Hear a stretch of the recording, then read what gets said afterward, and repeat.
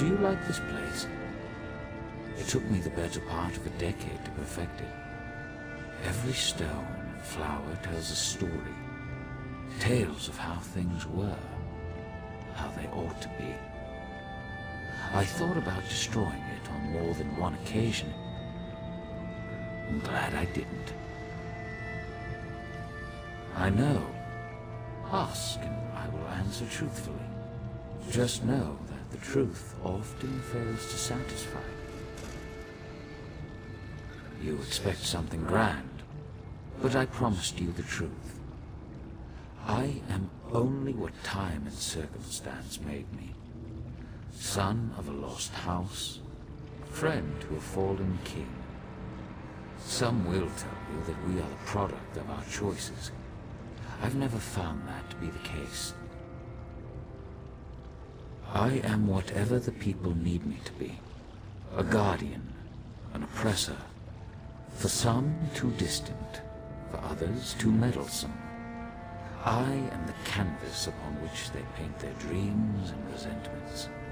A vessel for their hopes and doubts. A mirror, nothing more. I don't.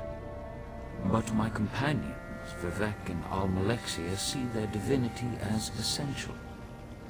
Godhood brings them joy and purpose. They find meaning in the theatrical. Who am I to deprive them of that? Almalexia defies symbol analysis. I doubt she could even describe herself accurately. To understand Almalexia, you must first understand the value of fiction. Vivek fancies himself the poet, but in truth, AM is the greatest storyteller. Vivek knows the boundaries that separate fact from fiction. He knows them so well that he's learned how to break them. He exists inside his verse, but recognizes the lies, the contradictions. He both does and does not believe his own tales. She believes her tales implicitly, as does everyone else. Her capacity for deception appears limitless. She sows lies like a master gardener sows seeds, and the harvest of trust and adulation is breathtaking in scope. Not in the slightest. As I said, we are, all of us, bound by our nature. Almalexia does what she does because she cannot do otherwise. It will not end well. But then, even the best endings rarely bring joy. Vivek is my brother. He knows my struggles and I know his. That knowledge makes our relationship complicated. To truly know someone is as much a curse as it is a blessing. Regret. We are bound by that at least. He also suffers a kind of enslavement. Not unlike my own, in fact. Beauty holds the keys to his shackles. Beauty and a love of great works, great heights.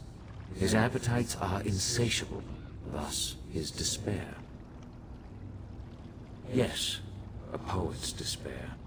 Vivek craves radical freedom, the death of all limits and restrictions. He wishes to be all things at all times.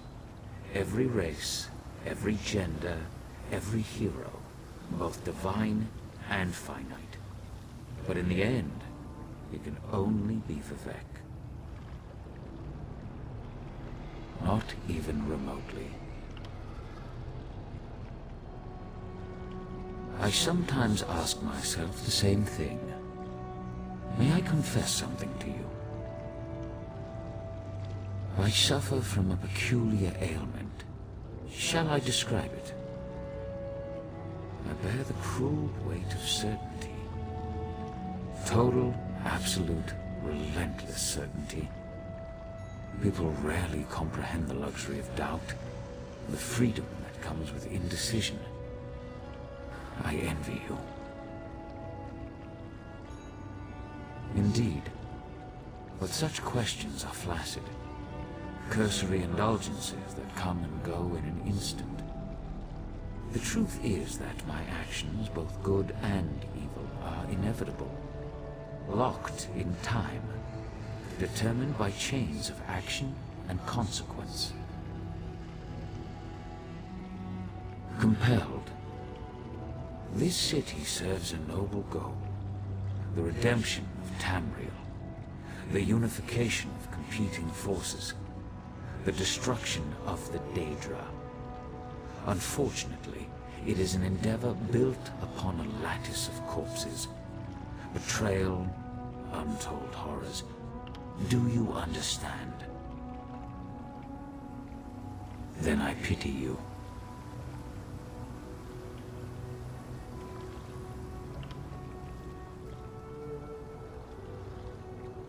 I instructed Devaith to run from the battle that is to come.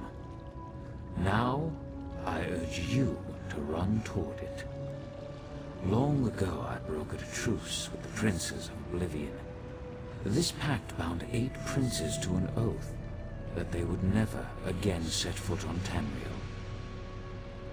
Nocturnal was not present when the princes signed the Cold Harbor Compact.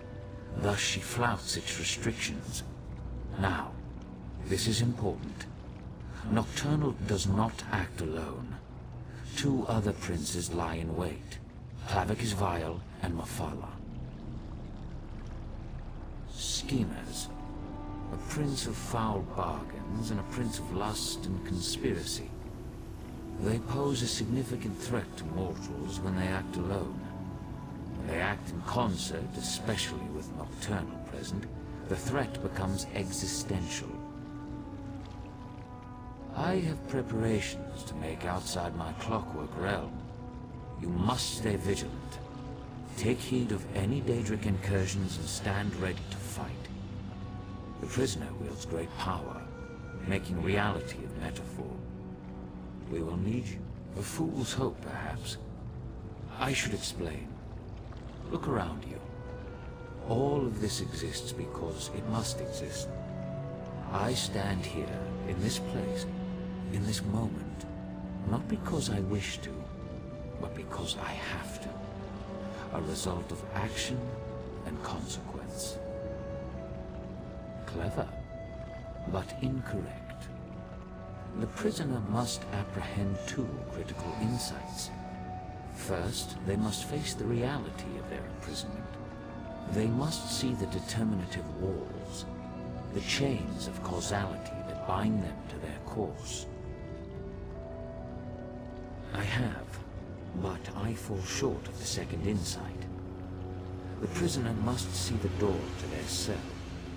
They must gaze through the bars and perceive that which exists beyond causality, beyond time. Only then can they escape. I see only unsteady walls. If the people of Tamriel must exist inside this cell, I will make sure that the walls are stable, the gaps are sealed, and all who remain stay safe within it.